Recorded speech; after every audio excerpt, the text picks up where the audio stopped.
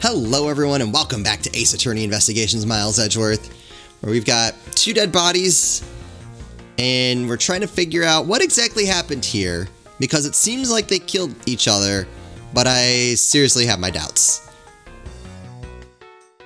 I'm also already suspicious of the way they fell.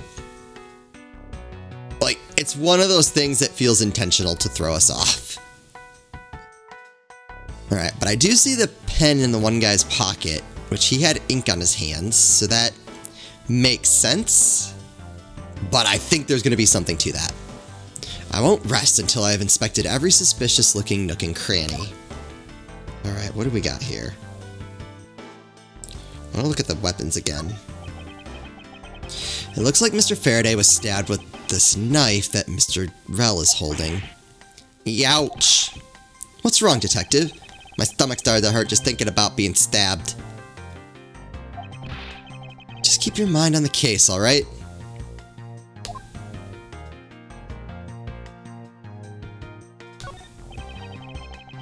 Mr. Faraday is holding a gun in his right hand. I'm waiting to find out he's left-handed as well. That's the one Mr. Bell got blown away by, right?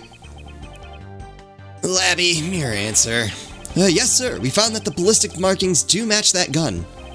Oh, ballistic markings are the figurative fingerprints a gun leaves on a bullet when fired. Every gun leaves its own unique ballistic markings. Therefore, by looking at the markings on a bullet, you can tell which gun it came from. Yeah, that's it. Of course, I already knew about all that, pal. Maybe you'd be better off going back to the academy. Come on, sir. Cut me some slack, will ya? So the bullet that was fired from this gun is what felled Mr. Rell. Okay, that's important, because I wasn't necessarily buying that.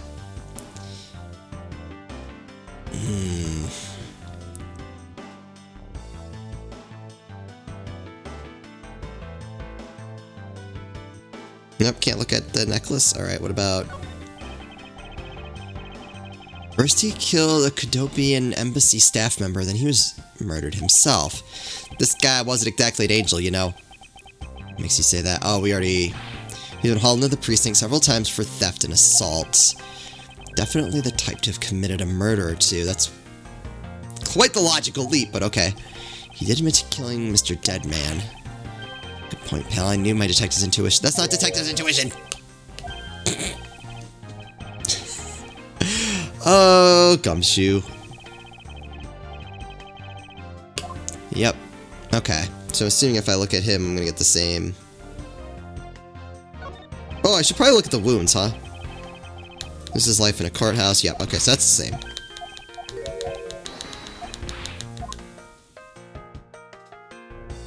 Okay, so there's the bullet wound. Shot in the chest. It takes some guts to fire a gun in a courthouse. I mean, I've been a detective for a whole week and I still haven't fired a single round yet. That's probably for the best. There aren't any burn marks on his clothes. That must mean... Wouldn't that mean it was fired from farther away? Wait, burn marks. A round grows very hot as it is discharged from a firearm. Therefore, burn marks are usually left when a shot is fired from point-blank range. Ergo, Mr. Rell must have been shot from at least a yard or two away. Yeah, that's important. So we know he was shot with that gun for sure. You sure do know a bunch of neat stuff for your age, pal. Apparently this detective has as much common knowledge as your everyday marsupial. Alright, and then the stab wound. There's a knife wound in his chest here, see? I wonder if the wound matches the knife Mr. Rell is holding. Labby! Yes, sir. Verifying now, sir. Make it quick. From the look of things, one could deduce that the knife Mr. Rell is holding is what killed Mr. Faraday.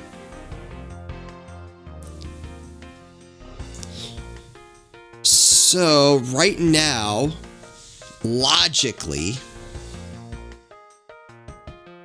Faraday shot first from a distance of at least a yard. And while dying, what's his face? I've already forgotten his name. What was it? Mackerel. Mackerel rushed in and stabbed him without a second shot being fired. That doesn't seem right.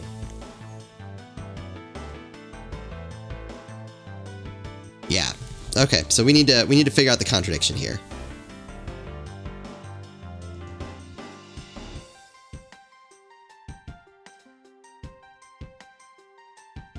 Nothing.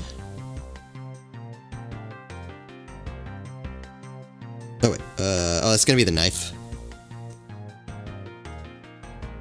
Or will that let me look at his scarf? Nope. Oh. I can just hold it down and it'll fast forward. My mind is blown. Alright, cool. Alright, what else can we look at? That was... wait, we already looked at that. That was the gun. How about his...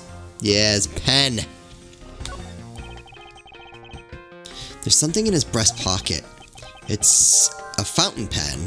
The fountain pen in Mr. Faraday's pocket is an especially nice... has an especially nice nib. Hey, you know, I always keep a pencil behind my ear. It's because Detective Battle is always telling me, you should always write your name on everything you own. Yes, somehow you do strike me as quite a forgetful individual. Let us now try to understand how the two men died. First, Mr. Faraday took the gun and the knife out from today's trial evidence. Then he aimed the gun at Mr. Rell and fired. However, Mr. Rell managed to grab the knife and counter Mr. Faraday while being shot. Then the two men fell together where they stood. That is my theory in any case. What a crazy way to go. Still, something about that explanation just doesn't seem right. Yeah. I believe I now have a firmer grasp on what happened here. If he's got nothing, can I present him evidence?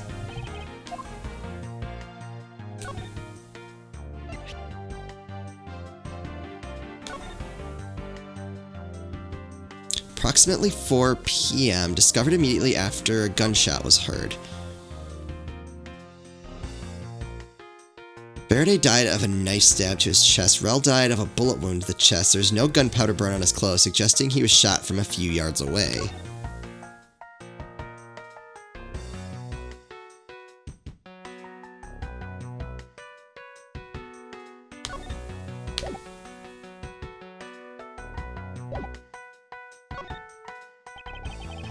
Do you have any insight on this, Detective Gumshoe? Well, as a detective, I'd rather see something that is actually related to the case, but... and here I thought this was related enough. Right? Okay, let's, yay, Francisca. Ah, I see. Did you figure something out? This is a competition, Miles. Oh.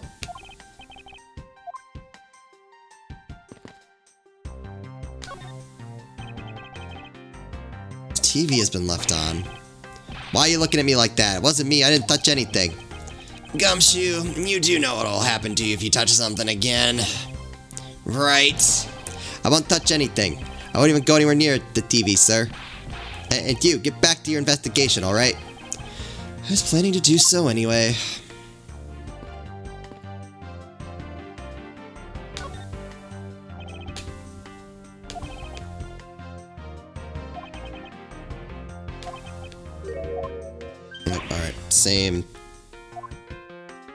Same stuff.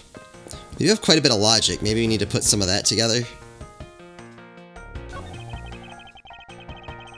Looks like the sofa is ready to be disposed of. It's so soft I could sleep for all 25 hours of the day on this thing. Gumshoe.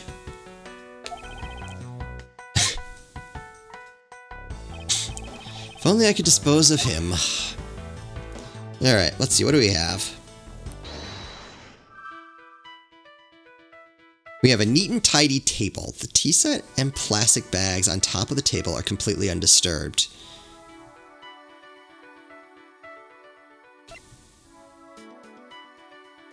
Plastic bags used to store evidence strewn all over the floor.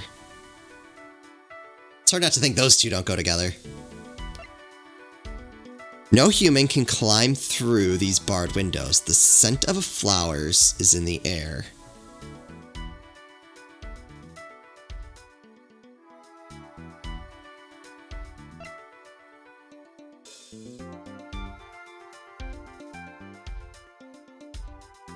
Oh, I was right! Mr. Faraday has ink on his left hand. Why is there ink in such a place anyway? Because he's left-handed. I knew it. Oh, I called it! Alright, I'm going to try putting those together.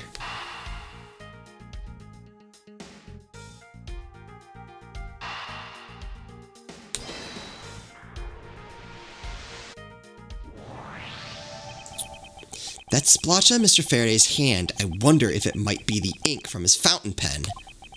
Oh, let's ask the lab guy. Labby. Detective Gumshoe, I confirm that the substance on Mr. Faraday's hand is the ink from his fountain pen. I see, good work. You know, I've always wanted to say that, even if it was just one time in my life. If Mr. Faraday wrote with his fountain pen in his left hand, I think it's fair to assume he was left-handed. It appears that Mr. Faraday's pen is very important to our case as well. Okay, if you say so, pal. Mr. Faraday's fountain pen jotted down in my organizer. Yes! I knew it! Alright, do I need to do anything else? Alright, we'll come back to this. What does that let me do?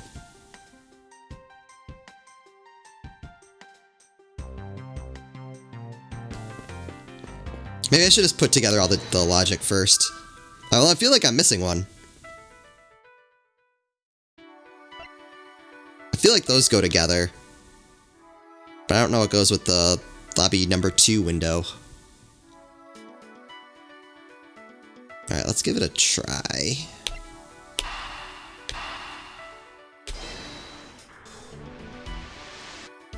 Logic!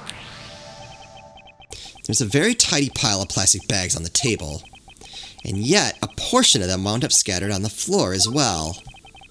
It's not likely that the ones on the floor were knocked over during a struggle, in which case might there be another explanation as to how they got there?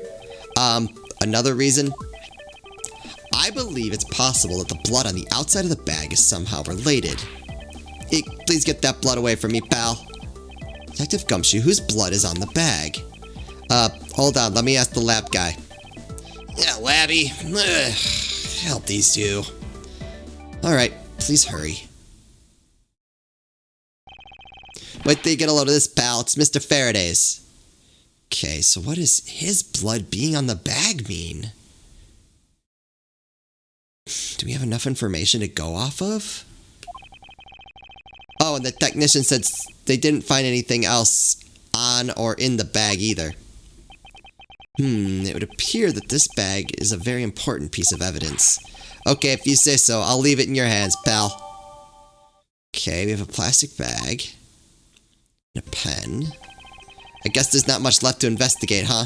They really did kill each other. No, we can't conclude that quite yet. There's still something I find very peculiar here. The theory that they simply killed one another is too simplistic in this case. In fact, there's actually a contradiction that shows another possibility. No way, pal, really? I suppose I'll just have to show you the conflict in this crime scene. I won't rest until I've inspected every suspicious-looking nook and cranny. Oh god, here we go again.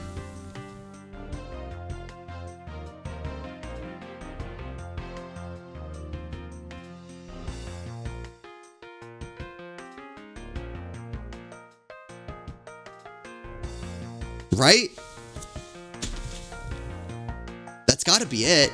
He's holding the gun in his right hand, and we know he's left-handed. I knew it! I knew it!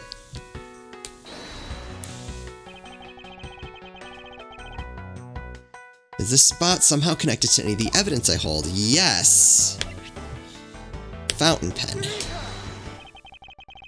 Now we come face to face with the contradiction I spoke of, and it is this. Mr. Faraday used his left hand to write with his fountain pen. Ergo, he is left-handed. And yet, the handgun is in his right hand. Don't you find it odd that the left-handed Mr. Faraday would hold the gun in his right hand? That, lady and gentlemen, is the greatest contradiction haunting this crime scene. Hey, you're right, pal, that does seem kind of strange. But how could something like that happen? The facts add up to one conclusion and one alone. Someone else put the gun in Mr. Faraday's hand after he died. Someone else? Plastic bags scattered on the floor and a gun in the wrong hand. I sense the presence of a shadowy figure behind this case. A person of vile intent who is serious about keeping the truth from us. We did it! No, we're still in here.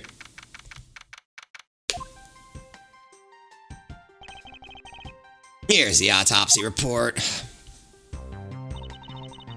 It is probable that Mr. Rell survived for a short time after he was shot. However, Mr. Faraday died instantaneously from the stabbing. Interesting. Okay, that's important. Looks like we now know everything we need to know about this case. Are you sure we know everything? Of course, the incident began with Mr. Faraday attempting to get his revenge. The prosecutor went into a rage from being accused and tried to kill the defendant, but the defendant fought back and they ended up killing each other. It's all very clear and simple. There's absolutely no margin for doubt. Do you really believe that to be the truth? Ha! Are you saying that just because I figured out the truth before you? That you don't want to believe it's true? It's alright, if you disagree with my argument, then prove me wrong. Well, if there are any contradictions to be found, that is. Don't worry, I will. Yes! Oh, here we go!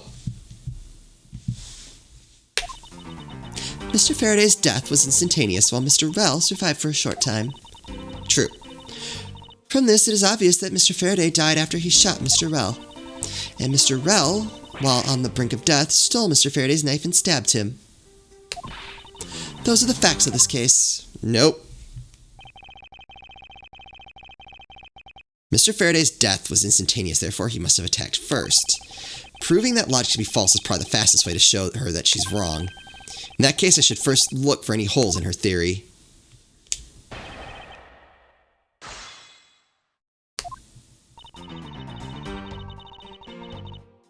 Alright, I don't disagree with that, but do you truly believe that Mr. Faraday died instantaneously? I have the murder report right here. Mr. Faraday died instantaneously of shock due to being stabbed in the chest. There, you see, it's been documented, clear as day. Ugh. Okay. Mr. Faraday shot Mr. Rell before he died. Do you have any basis for that statement? Your foolishness has no end, does it? Now, I hate to repeat myself, however, Mr. Faraday died instantaneously. That's all the basis I need. Alright, so if Mr. Faraday died instantaneously, then he must have attacked Mr. Rell before being stabbed. You're finally beginning to catch on, I see.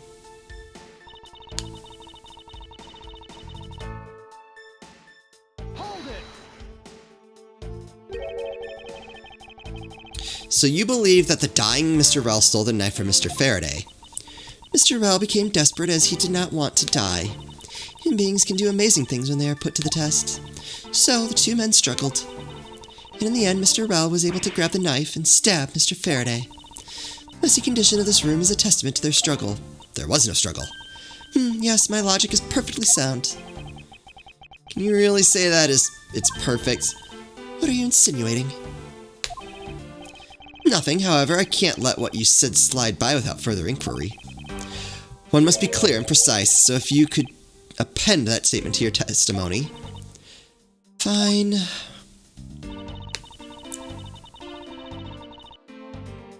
But we know that not to be true.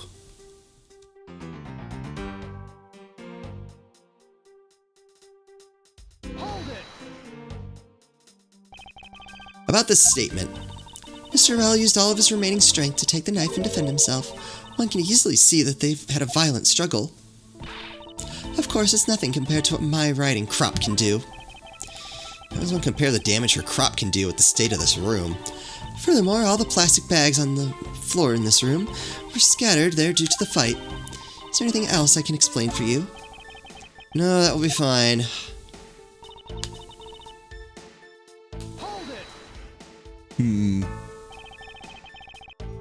Claiming speculation is fact already, don't you feel that the evidence is a bit lacking?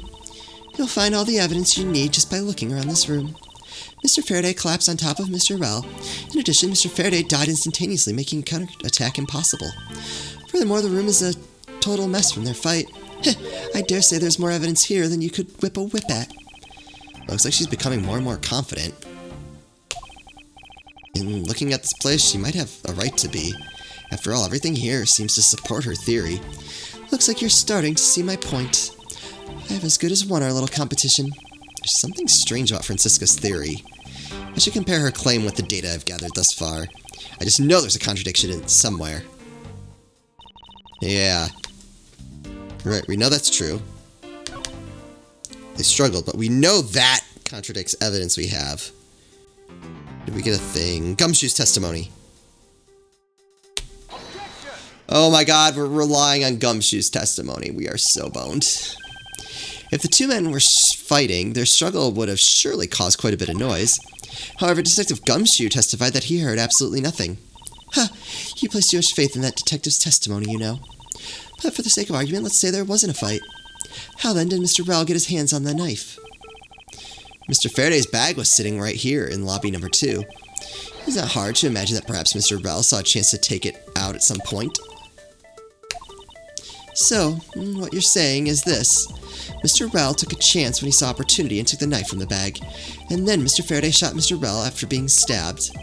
And there's something strange in Francisca's statement just now.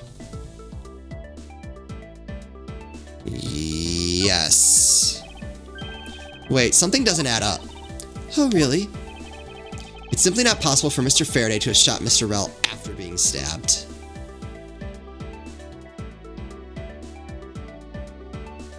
Do we have like a crime scene photo? Oh, we do. It's in here, isn't it?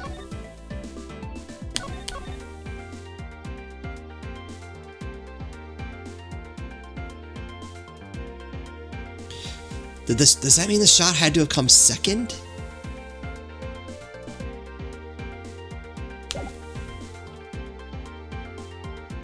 Right?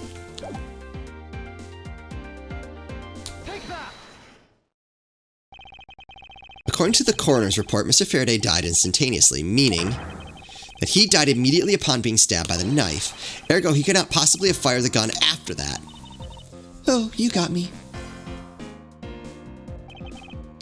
But of course. Well then, if the report is correct, then there's only one correct explanation. If we suppose that Mr. Rell attacked first, then Mr. Faraday, who died instantaneously, would have been unable to kill Mr. Rell. Therefore, Mr. Rell must have stabbed Mr. Faraday after that he was shot, and they both died. This is the only explanation that makes logical sense. Nope. Negating your opponent's ideas in order to prove your own theory. I see you've been studying, Francisca. I just wanted to explain it to you as simply as possible. Before you foolishly propose a foolish theory that only a foolish fool like you could. How naive of you to believe that only your opinions are valid, and still expect to discover the truth that the crime scene offers you. Francisca, you've still got a ways to go. Ooh, we're gonna get whipped. What are you talking about? Are you saying there's a flaw in my logic? Mr. Faraday died instantly, and the fact that he did is what gives rise to the contradiction in this scene. The contradiction here in the crime scene is the order the bodies fell. Because you would think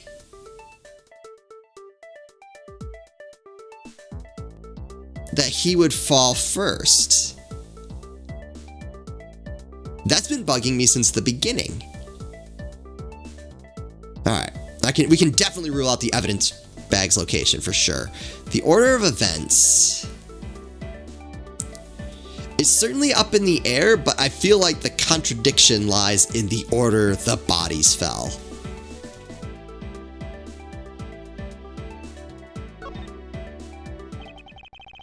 Let me get this straight. What you are arguing is this.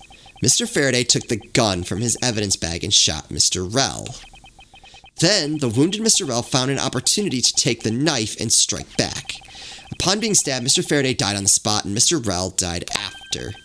If that's the case, then how do you explain this? Take a good look at the order in which their bodies are piled. No. Mr. Faraday's body is lying on top of Mr. Rell's. Therefore, Mr. Rell must have died before Mr. Faraday. Impossible. Yes, I agree that it seems strange no matter what angle you approach it from. Which means that the real mystery behind this crime scene that we must solve is... What? No, not so fast. Miles Edgeworth. What now? I simply think you ought to think a bit more outside the box, and then it's even clearer now that the incident started with Mr. Faraday's murderous intent. I think I know what she's gonna argue that, like, he stabbed Faraday, collapsed, and then Faraday collapsed. She sure bounced back quickly. An explanation won't be enough this time. It's going to take some very decisive evidence to prove her wrong. Alright, we'll have to look for that evidence in the next episode. Like I said, I think this is going to be the last episode for the week. So I'm definitely starting to feel it. So I think we'll call it here. We will pick this up next week. And see what Von Kara has to say. I'm really enjoying this case more than I expected to. I shouldn't say that. No, I went in very excited, and it has just built from there, I think is the better way to put it. So I hope you're all enjoying it as well. As always, thank you all so much for watching, and I'll see you next time.